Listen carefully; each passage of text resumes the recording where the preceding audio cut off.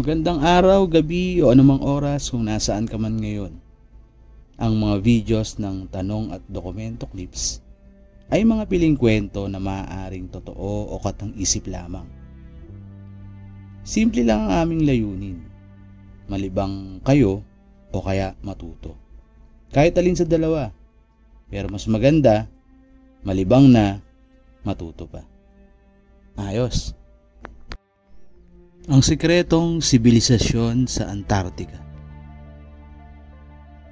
Si Admiral Richard E. Byrd ay isang tanyag na Amerikanong naval officer. Siya ang pinakabatang nakasungkit ng posisyong admiral. Anong edad? 41. Tumanggap ng napakarami at matataas na parangal katulad ng Medal of Honor, mga parangal patungkol sa kanyang katapangan at pagkabayani. Kumbaga sa quality, premium talaga si Admiral Byrd. Matapang, bata, malakas. Pero sinubok ang pagkatao niya ng matindi nang hindi niya malilimutang karanasan na di umano ay detalyado niya mismong isinulat sa kanyang personal journal. Noong August 1946, naatasan si Admiral Byrd na pumunta sa Antarctica para pangunahan ng isang misyon. Ang dahilan? Military training daw at scientific research. Pero may mga nagdududa sa totoong intensyon ng misyon. Itinanggi man daw ng US, marami ang naniniwala na gusto lang ng Amerika na hanapin kung saan nakatago ang napabalitang UFO na nakuha daw ng mga Nazi. Mula pa kasi noong panahon na yun, marami ng sightings ng UFO sa Antarctica. Ayon sa mga ulat, gusto din daw sirain di umano ng mga Amerikano ang nakatagong base militar ng mga Germans. Ayon di umano sa journal ni Admiral Byrd, ay malinaw ang kalangitan nang makarating siya sa target na lokasyon sa Antarctica.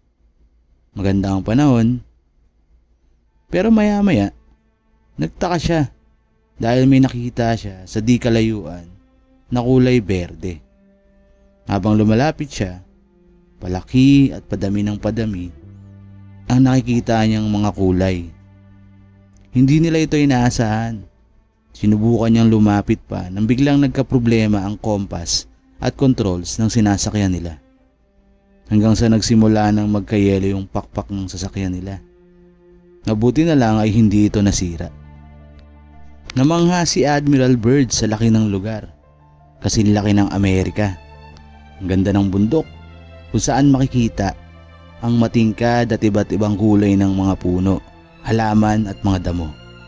Kahit nalilito siya at alam niyang naliligaw na sila, parang tila kinalimutan niya yun dahil sa mga di kapanipaniwalang tanawin na nakikita niya. May talampas, lambak, mga burol, may mga hayop na sa oras lang niya yun nakita. May mukhang elepante pero mas malaki. Mas malaki nung nakita niya ng mas malapitan. Mammoth pala. Nawala na yung lamig ng paligid. Pakiramdam niya wala na siya sa Antarctica. Umayos na yung controls ng sasakyan, kaya hindi niya na rin napigilang i-enjoy ang pamamasyal sa hindi inaasahang lugar. Hindi niya namamalayan, 3 oras na pala siyang sinusubukang kontakin ng ibang mga kasamahan. Binaybay pa ni Admiral Byrd ang lugar hanggang sa may nakita siyang napakaliwanag na city. Sibilisasyon. Matataas ang mga tao, bland, kakaiba yung kasuotan. Manghang-mangha si Admiral Byrd dahil sa mga nakita niya.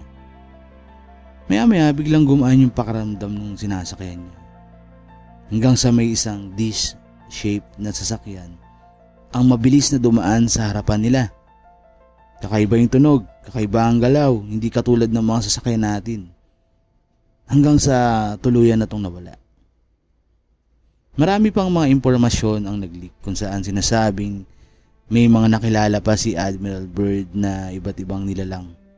Ibang uri, ipinakita sa kanya yung iba't iba nilang sasakyan at mga imbensyon na mas angat sa atin, mas high-tech. Pagkabalik ni Admiral Byrd ay iniulat niya ang mga pangyayari at isinulat daw sa journal. Ngunit makalipas ang ilang panahon ay tila parang pinatahimik na din siya ng gobyerno nila.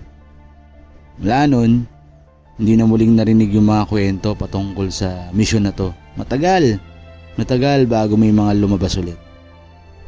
Ikaw, sa tingin mo, totoo kaya to o gawa-gawa lang?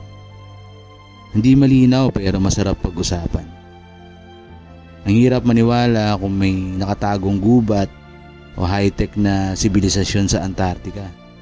Dahil alam naman natin na ilang libong taon nang nagyayelo doon. Marahil may mga halaman noong panahon na wala pang yelo. Hindi ko alam. Pero paano kung may katotohanan nga yung kwento? Paano kung sila lang ang pwedeng tumulong sa atin? Lalo na ngayon na parang naliligaw na ang sangkatauhan sa maraming issues, problema at pangangailangan dito sa Pilipinas at sa buong mundo. Ikaw, ano sa tingin mo? Admiral Byrd, you've been to both the North Pole and the South Pole. Is there any unexplored land left on this earth that might appeal to adventurous young Americans? Yes, there is. And not up around the North Pole, because it's getting crowded up there now, because they find out it's really usable, not only to live in, but militarily. But strangely enough, there's left in the world today an area as big as the United States that's never been seen by a human being. And that's beyond the pole on the other side of the South Pole from Middle America. And I think it's quite astonishing that there should be an area as big as that unexplored. That's a tremendous So challenge. there's a lot of adventure left down at the bottom of the world. Well, Admiral, do you hope to see that? We've found enough coal within 180 miles of the South Pole in a great ridge of mountains. Salamat mga kaibigan. Hanggang sa susunod na videos. Tandaan, lagi mag-like, mag-comment, mag-subscribe sa aming channel. Isang napakalaking tulong sa katulad kong independent content creator. Salamat po!